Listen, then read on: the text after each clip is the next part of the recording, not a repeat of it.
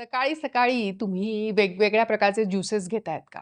म्हणजे फळांचे तर ज्युसेस आहेत किंवा ॲपल, बीटरूट, कॅरट म्हणजे गाजर, बीटाचा ज्यूस घेताय का?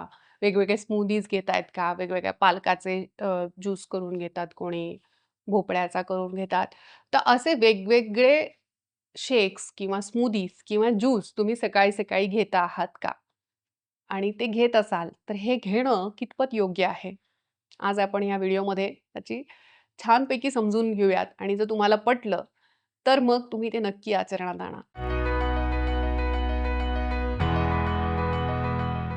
नमस्कार, मी डॉक्टर ईशा. डॉक्टर ईशाच पॅलेट ह्या आपल्या यूट्यूब चॅनलमध्ये आपल्या सगळ्यांचं मनःपूर्वक स्वागत आहे. ज्या गोष्टींमध्ये निसर्गाने रस दिलेला आहे, हे पहिलं गणित लक्षात ठेवा हां. म्हणजेच उदाहरणार्थ नारळ. नारळामध्ये पाणी दिलेलंच आहे. हे निसर्गानेच दिले. आपल्याला वेगळं काढावं लागत नाही. ह्याचा अर्थ असा आहे, की निसर्ग तुम्हाला सांगतोय, की हे ज्या फॉर्ममध्ये दिलंय ना, ते तुमच्या शरीरासाठी योग्य आहे. पण मला सांगा गाजर, बीटरूट, मुळा, पालक ह्याच्यामध्ये तुम्हाला नॅचरली असं पाणी दिलेलं आहे का? गाजर तोडलं आणि पाणी बाहेर निघालं, असं होत नाही ना. तुम्हाला त्यासाठी ते मिक्स करावं लागतं. मिक्सरमध्ये बारीक करून मग त्याचा पिळून-पिळून रस काढावा लागतो. म्हणजेच निसर्गाने ज्याच्यामध्ये पाणी, वॉटर कंटेंट ठेवलेलाच नाहीये, त्याचे बळजबरी ज्युसेस काढून घेण्यामध्ये काय हेल्थ बेनिफिट्स असतील? विचार करण्यासारखा प्रश्न आहे. जेव्हा तुम्ही अशा प्रकारे ज्यूस काढून घेतात, तेव्हा 1 कपभर ज्यूस किंवा 1 ग्लासभर ज्यूस तुम्हाला घ्यायचा असेल, तर तुम्हाला जास्त गाजर लागतात, जास्त बीट लागतो, जास्त ॲपल्स लागतात, जास्त पालक लागतो आणि हेच जर तुम्ही गाजराची कोशिंबीर करून खायचं म्हटलं किंवा गाजर नुसतं खायचं म्हटलं, तुम्ही किती खाऊ शकतात? एक मोठं गाजर असेल, जास्तीत जास्त अर्धं खाल तुम्ही आणि खूप अगदी भूक असेल तर 1 खाल. म्हणजेच काय, की नकळत तुम्ही जास्त क्वांटिटी खाताय, ज्या कॅलरीजची तुम्हाला गरज नाहीये. दुसरं म्हणजे त्याच्यामध्ये निसर्गाने जे फायबर्स दिलेत, त्याला तुम्ही बाद करताय. कारण तो तो गाळ झाला ना आणि मग नंतर तुम्ही फक्त ज्यूस काढून पितायत. अजून एक तिसरी गोष्ट, जेव्हा तुम्ही त्याचा ज्यूस काढता, तेव्हा ते कॉन्सन्ट्रेट फॉर्ममध्ये येतं. तेव्हा त्याच्यातले बरेच सारे कार्यकारी तत्व ते अतिशय कॉन्सन्ट्रेटेड फॉर्ममध्ये त्या ज्यूसमध्ये आलेले असतात, की जे आपल्या शरीरासाठी योग्य नसतात. एका वेळेस एवढे कॉन्सन्ट्रेटेड फॉर्ममध्ये तुम्ही घेणं. जसं भोपळ्याचा ज्यूस, कुकुरबिटीन नावाचं जे तत्व आहे, ते अतिशय कॉन्सन्ट्रेट फॉर्ममध्ये त्या ज्यूसमध्ये येतं आणि मग ते तुमच्या शरीराला त्रास देऊ शकतं. म्हणजे पॉइझनिंग सुद्धा होऊ शकतं. इतक्यापर्यंत ते तुमच्या आतड्यांना त्रासदायक असू शकतं.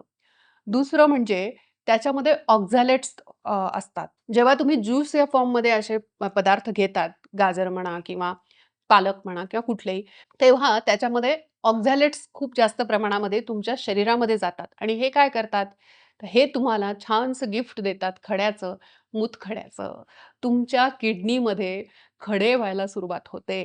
म्हणजे रोज ज्यूस पिणारे लोकं नंतर आमच्याकडे जेव्हा पोटदुखीचा त्रास घेऊन येतात, तेव्हा त्यांची सोनोग्राफी केली, की समजतं, की यांना खड्याचं गिफ्ट मिळालेलं आहे. मग का म्हणून जे आपल्याला निसर्गाने ज्या स्वरूपामध्ये दिले, त्या स्वरूपामध्ये खायला काय हरकत आहे? म्हणूनच मग कशाचा ज्यूस करावा बरं? कोहळ्याचा ज्यूस खूप प्रसिद्ध आहे. आजकाल सांगतात, की ॲशगॉट ज्यूस. तर हा ॲशगॉट ज्यूस म्हणजेच कोहळ्याचा ज्यूस हा करावा का? तर कोहळा हा 90% त्याच्यामध्ये पाणी आहे आणि फक्त 10%च त्याच्यात सॉलिड आहे. म्हणजेच वॉटर कंटेंट इतका ज्या गोष्टीचा असतो, त्या गोष्टीचा तुम्ही ज्यूस करा काय, नाही करा काय. ते ऑलरेडी तुम्ही जसं वॉटरमेलन आहे, तुम्ही नुसतं असं पिळलं जरी तरी त्याचा ज्यूस बाहेर पडतोय. ॲशगॉट पण तसंच आहे, म्हणजे कोहळा पण तसाच आहे. तुम्ही तो आणला, त्याचं वरचं काढलं, जसं तुम्ही कलिंगडाचं काढतात तसं. त्याचं बाहेरचं कव्हर काढलं, साल काढली आणि आतला जो गर आहे, तो जो तुम्ही घेतला आणि नुसता स्क्वीज जरी केला ना, तरीसुद्धा त्याच्यातनं पाणी गळतंय. कारण इतकं वॉटर कंटेंट आहे त्याच्यामुळे. त्यामुळे तो घ्या ना, निसर्गाने त्याच्यात इतकं पाणी दिलंय, तो ज्यूस घ्यायला काही हरकत नाही. कोहळा हा थंड सांगितलाय. त्याच्यामुळे ज्यांची उष्ण प्रकृती आहे, उष्णतेचे त्रास आहे, त्यांनी कोहळ्याचा ज्यूस अवश्य घ्या. पण किती प्रमाणात घ्यावा आणि कधी घ्यावा? तर आयुर्वेदाने स्वरस ही संकल्पना सांगितली. स्वरस म्हणजे काय? त्या वनस्पतींचे रस काढून घ्यायचे आणि त्या वनस्पतींचे रस जे औषधी असतात, ते तुम्ही किती मात्रेत घेतलं पाहिजे? फक्त 40 एम-एल ते 50 एम-एल एवढंच. म्हणजे कोहळ्याचा ज्यूस तुम्ही जास्तीत जास्त अर्धा कप ते पाऊण कप एवढाच घेतला पाहिजे. अति पूर्ण ग्लास भरून घ्यावा का? का? अतिरिक्त थंडाव्याने शरीरामध्ये काय होणार आहे? कफ दोष वाढणार आहे. म्हणजे पित्त कमी होईल आणि कफ वाढेल. म्हणून कधीही बॅलन्स खूप महत्त्वाचा आणि सायन्स ऑफ मॉडरेशन, प्रमाणामध्ये सर्व काही असावे. मग ह्या नियमाने तुम्ही कोहळ्याचा ज्यूस जर थंडीचे दिवस असेल, तर सकाळच्या वेळेस घेऊ नका, तो दुपारच्या वेळेस घ्या. आणि उन्हाळ्याचे दिवस असतील, तर बिनधास्त सकाळच्या वेळेस घ्या. कारण उष्णता असते शरीरातही आणि बाहेर वातावरणातही. त्यामुळे कोहळ्याचा ज्यूस घेतला तर चालेल का? तर नक्की चालेल. त्याचं कारणच एक आहे, की ते खूपच वॉटरी फ्रूट आहे. पुढचं म्हणजे कुठलेही फळं बघा ना तुम्ही, त्याच्यामध्ये नॅचरली ज्यूस असतो. आंबा आहे, त्याला ज्यूस काढायची वेगळी गरज नाहीये. तुम्ही नुसता असा दाबला पिळला तरी त्याचा ज्यूस निघतोय. तर अशा प्रकारे ज्या गोष्टींचा निसर्गाने ज्यांना रसदार बनवलेलं आहे, ज्युसी बनवलेलं आहे, अशा गोष्टीचा ज्यूस आपण घेणं हे कधीही योग्य असतं. आता ह्यापुढे हे झालं आता कोहळ्याचा ज्यूस. त्याच्यापुढे येतं फळांचे, वेगवेगळ्या फळांचे ज्यूस जे असतात ते गोड प्रमाणामध्ये. आता ते घ्यावेत की नाही? तर जेव्हा तुम्ही फळांचे ज्यूस करून घेतात ना, तेव्हा एक तर तुम्ही जास्त क्वांटिटीमध्ये ते फळ घेतात. साधं उदाहरण आहे, की जर तुम्ही संत्र्याचा ज्यूस काढायचं म्हटलं, तुम्ही किती संत्री एका वेळेस घेणार? 5 संत्री तरी तुम्हाला लागतील, तेव्हा तुमचा 1 ग्लास व्यवस्थित ज्यूसनी भरेल. मी त्याच्यामध्ये साखर ॲड करायचं म्हणत नाहीये. मी नॅचरल ज्युसेस म्हणतीये. जे काही बाजारात मिळतात canned juices, artificial flavour add केलेले ज्युसेस आहेत, त्याला काही अर्थ नाहीये. त्याचा ते आरोग्यामध्ये कुठेच बसत नाहीत. पण जरी तुम्ही घरी आणलेली फळं, अगदी तुमच्या बागेत उगवणारी जरी फळं असतील आणि त्याचा जरी तुम्ही ज्यूस काढायचा म्हटलात, तरीसुद्धा एक ऑरेंज तुम्ही खाऊ शकतात. पण 4-5 ऑरेंज एकदम तुम्ही खाल का? नाही खाणार. पण तेच जेव्हा तुम्ही ज्यूस कराल, तेव्हा त्याच्यामध्ये मिनिमम 4 ते 5 ऑरेंज तुम्ही टाकाल आणि तर त्याचा ग्लासभर ज्यूस तो निघेल आणि तो तुम्ही इझिली पिऊ शकतात. 1 ग्लास ज्यूस कुणीही पिऊ शकतं. पण जेव्हा तुम्ही अशा प्रकारे कॉन्सन्ट्रेटेड फॉर्ममध्ये ज्यूस बाहेर काढतात, तेव्हा त्याच्यामध्ये फ्रुक्टोज जास्त प्रमाणामध्ये आलेलं असतं आणि त्या ज्यूसमधून ते इझिली ॲब्सॉर्ब होतं. एकदम फास्ट ॲब्सॉर्ब होतं ते. जेव्हा तुम्ही फळ खाता, तेव्हा त्याच्यामध्ये फायबर असतं. त्यामुळे ते हळू-हळू ॲब्सॉर्ब होतं आणि जेव्हा तुम्ही ज्यूस तयार करता, तेव्हा ते पोटात गेल्यानंतर फास्ट ॲब्सॉर्ब होतं आणि ह्याला म्हणतात fructose overload on your liver. म्हणजे तुमच्या लिव्हरवर फ्रुक्टोजचा ओव्हरलोड होतो.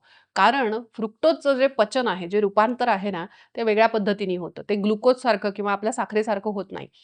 त्याचं पहिले लिव्हरमध्ये जाऊन पायरुवेटमध्ये कन्व्हर्जन होतं. पायरुवेट नंतर ते ॲसिटिल कोएन्झाइम एमध्ये कन्व्हर्जन होतं आणि मग ते तुम्हाला एनर्जी देतं. मग ज्यांना खूप जास्त एनर्जीची गरज असते, कॅलरीजची गरज असते, जसं लहान मुलं खूप खेळतात. म्हणजे खेळणारी लहान मुलं असतील तर हां, सोफ्यावर बसणारी आणि टीव्ही समोर बसणारी मुलं नाहीत. खेळणारी लहान मुलं. त्याचप्रमाणे खेळाडू ज्यांना खूप जास्त ट्रेनिंगची गरज असते किंवा खूप जास्त त्यांच्यामध्ये कॅलरी बर्न होत असतात. अशांमध्ये फ्रूट ज्युसेस नक्की चालतील. कारण ते त्यांचे तेवढ्या कॅलरीज वापरल्या जातात आणि ते इन्स्टंट एनर्जी सोर्स आहे तो फ्रूट ज्युसेस हा. पण जे बैठे काम करतात त्यांच्यासाठी कायम फ्रूट ज्युसेस घेणं हे अजिबात चांगलं नाही. कधीतरी तुम्ही उन्हाळ्यामध्ये डिहायड्रेशन झालंय, घ्या की काही प्रॉब्लेम नाही. पण रोज-रोज उठून फ्रूट ज्युसेस काढून घेणं, करून घेणं हे योग्य नाही. त्यापेक्षा फळ खा एक. तर हे मी तुम्हाला सांगते, ह्याच्याने वजन वाढ सुद्धा होऊ शकते. फ्रूट ज्युसेस जर तुम्ही घेतले तर. जरी साखर नाही टाकली तरी सुद्धा. कारण त्याच्यामध्ये फ्रुक्टोज म्हणजे नॅचरल शुगर आहे आणि मी जसं म्हटलं तसं त्याचं रूपांतर लिव्हरमध्ये ॲसिटिल कोएन्झाइम एमध्ये होतं आणि जेव्हा ते जास्त प्रमाणामध्ये हे ॲसिटिल कोएन्झाइम ए तयार होतं, तेव्हा ते जर वापरलं नाही गेलं, कारण आपण बैठी जीवनशैली आहे, आपण एवढा एक्सरसाइज जर करत नाही आहे, तर त्या सगळ्या एक्स्ट्रा ॲसिटिल कोएन्झाइम एचं रूपांतर हे फॅटी ॲसिड्समध्ये होतं आणि फॅटी ॲसिड्स म्हणजे चरबी. तुमच्या शरीरातली जी चरबी आहे ती वाढायला सुरुवात होते.